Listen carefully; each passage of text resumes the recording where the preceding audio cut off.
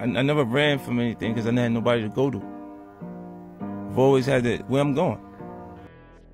J'aime ça. Alors ici, il est en train de parler pourquoi il n'a jamais fui face à quoi que ce soit. Et vous pouvez vous incarner, comprendre ça par votre propre vie. En fait, je me suis demandé tout le temps, fuir pour aller où? Aller à la maison? Et aller à la maison faire quoi? Voyez ça comme une attitude. Ne renoncez pas. Ce sera mon message. Mais ensuite, juste la petite partie parce que c'est une vidéo courte. Home to get me? Ain't nobody there. Right. You know what I'm saying? Like, so it's always... Ok, si je fuis, je renonce face à cette situation qui me complique, ces problèmes et tout ça. Je rentre à la maison. À la maison pour trouver quoi? Pour me trouver moi seul. C'est-à-dire, j'ai été souvent face à des situations où j'étais forcé de le faire par moi-même. Et donc, si vous avez vécu toute votre vie, des fois, c'est sur les sacrifices de vos parents, gloire à Dieu, vous n'avez jamais peiné vraiment dans le sens où vous ne savez pas comment vous allez joindre les deux bouts du mois. Vous n'avez jamais connu les problèmes, le loyer, comment ça fait de ne pas savoir comment vous allez payer la maison d'autrui où vous vivez. Si vous n'avez pas encore vécu des problèmes où vous avez connu des vrais rejets, de la vraie trahison, alors venant des personnes ou d'une personne que vous aimiez, vous croyez, vraie trahison alors. Si vous n'avez jamais connu des pertes où vous avez commencé une activité ou un projet, vous avez tout perdu jusqu'à dernier centime et sentir le poids de la critique externe et tout ça. Si vous n'avez jamais connu ce genre de situation, vous pouvez parler, vous pouvez vous plaindre, mais vous n'êtes pas vraiment qualifié. Et là, l'attitude que je suis en train de parler ici, c'est qu'il ne faut jamais renoncer. Ne renoncez pas. Je ne suis pas en train de dire de vous entêter, d'être têtu, il ne faut pas être prudent. Non. Ce que je suis en train de dire, c'est que il ne faut jamais renoncer. Et quand vous faites un pas en arrière, que ce soit une réplique stratégique et pas de renoncer. Parce que si vous avez connu les vrais problèmes, de vrais échecs, de vraies pertes, vous comprendrez ce que le monsieur il est en train de dire. C'est-à-dire, où face à une situation, vous êtes forcé de le faire par vous-même. Vous savez que l'aide, le secours ne viendra de nulle part. C'est quand vous commencez à découvrir et réaliser que non.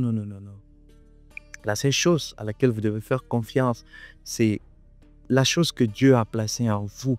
Qu'est-ce qu'il a placé en vous? Quelle est la vision? Quel est le purpose, l'essentiel? Quelle est la chose qui vous motive de continuer, de vous réveiller, de faire de tout ça? Vous faites confiance en vous, d'abord, premièrement, mais beaucoup plus en celui qui vit en vous, ou alors en ce qu'il a déposé en vous. C'est à peu près la même chose dans ma perspective. Et donc, ne renoncez pas. Ne renoncez pas. Et parce que si vous êtes dans la catégorie des gens, j'ai dit, vous n'avez jamais connu ça, vous avez, voilà, les parents ont fait, la famille a laissé, vous avez un héritage et tout ça, peut-être, parce que si vous renoncez, vous allez retourner, vous avez les oreilles froides et vous n'avez pas de problème.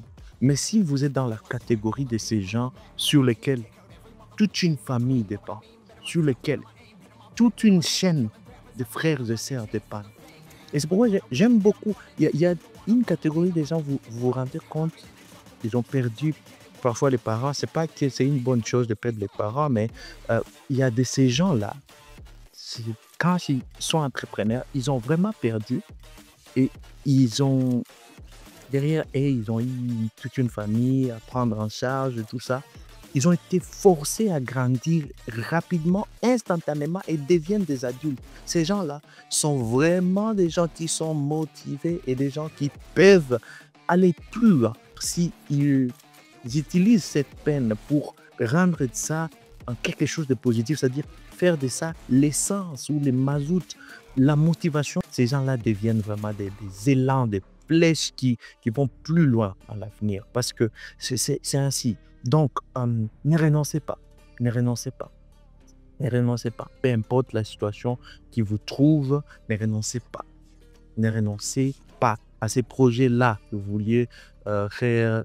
Vous n'avez pas commencé, vous avez peur de la situation, de regard d'autres qu'est-ce que les gens vont penser de moi, et si j'échouais demain, et si ça arrivait ça, quelles seront les critiques. Écoutez, laissez tout ça à terre et avancez, avancez, parce que la pauvreté, le manque, ça fait plus mal que tout.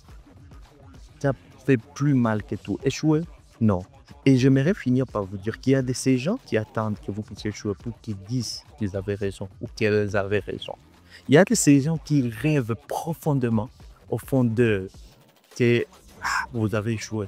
Comme ça, ils diront, ah, je vous avais dit.